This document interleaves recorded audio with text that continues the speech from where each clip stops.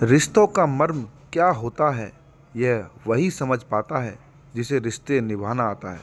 पारिवारिक रिश्तों के साथ एक सामाजिक रिश्ता होता है। भले ही इसमें पारिवारिक खूनी रिश्तों का संबंध ना हो, लेकिन इनके जुड़ाव की गहराई की था नहीं होती। आज हम सामाजिक रिश्तों को निभाने वाले एक ऐसे किरदार को दिखा रहे हैं जिनका नाम अमित सेठ भोलू है। आप यूपी बुंदेलखंड के बांदा के निवासी हैं। पिछले करीब एक दशक से ज़्यादा सामाजिक कार्यों को निभा रहे हैं।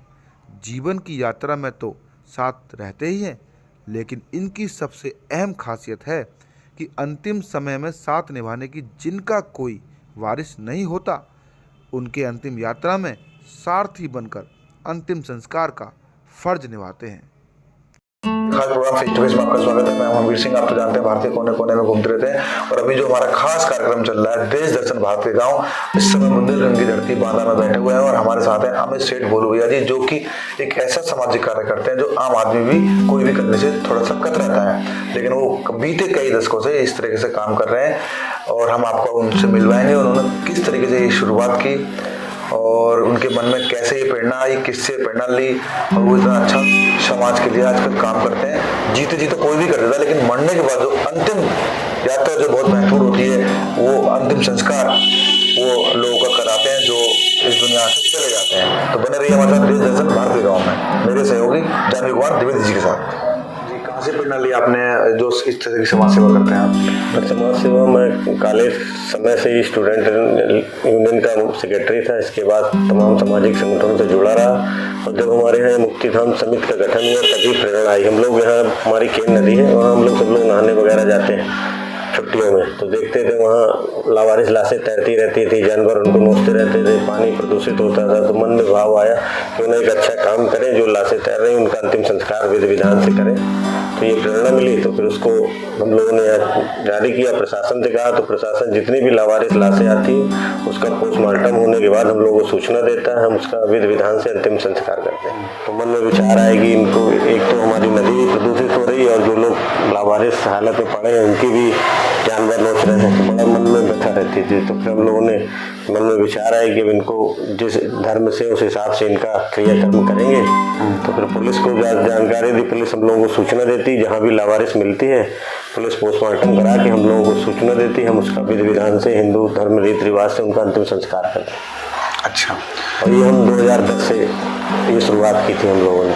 अच्छा, 2010 से आपने शुरुआत की थी, और कोरोना काल में भी आपने कोरोना काल में भी हमने सैकड़ों लाशों को, जो भी हम लोग जानकारी, लावारिस के अलावा भी वारिस जैसे बहुत लोगों के घर में बहुत कम लोग हैं, बुजुर्ग हैं, तो लोग कॉल करते, तो हम जाके उनकी हर तरह से मदद करते हैं, उनकी सम्मान की व्यवस्था कराते हैं।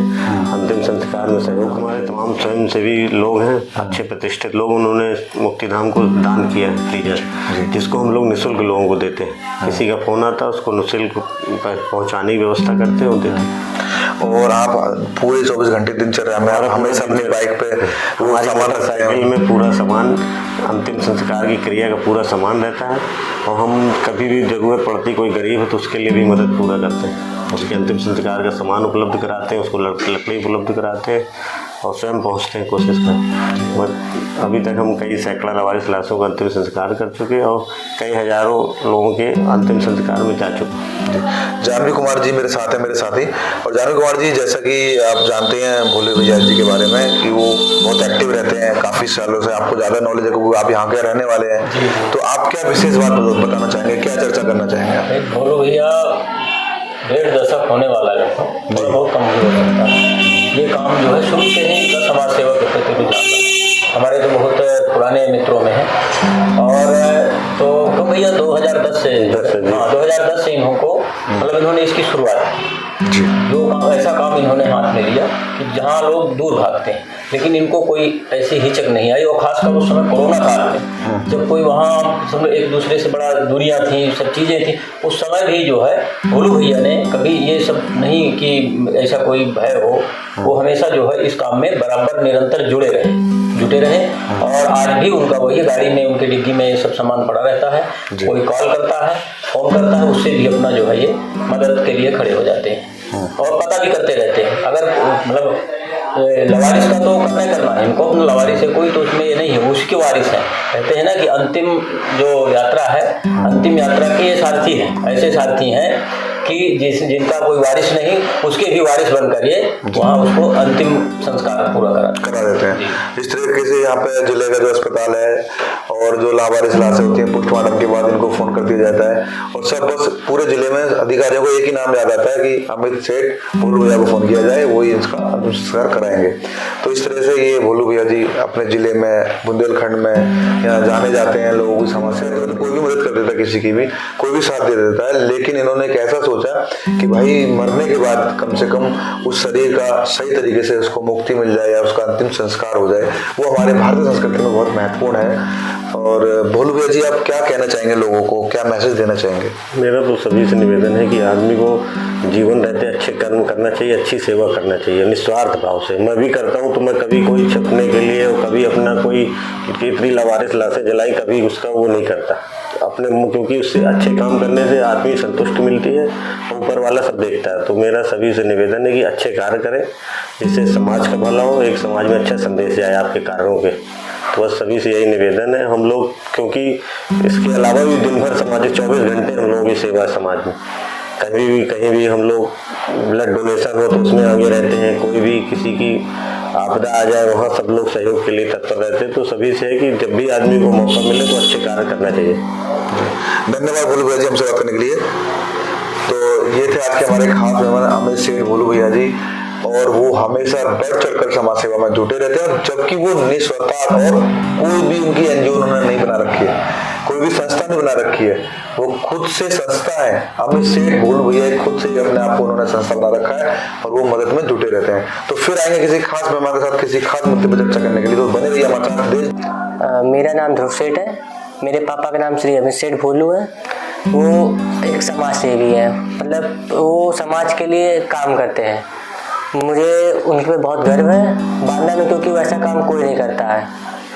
उनके काम से मुझे बहुत खुशी होती है, क्योंकि वो सबसे अलग हट के काम करते हैं। नमस्कार।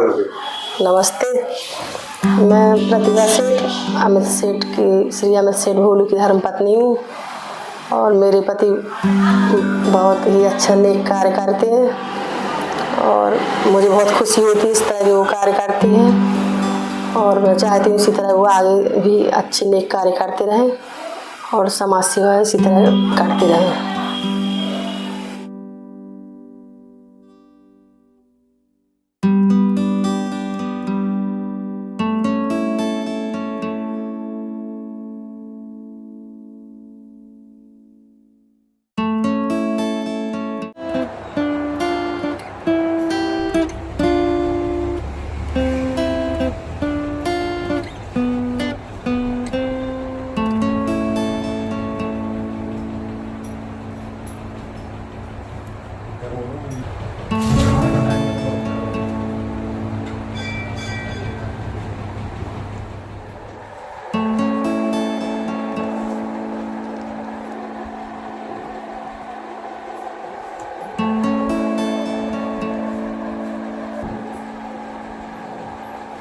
नहीं सुबह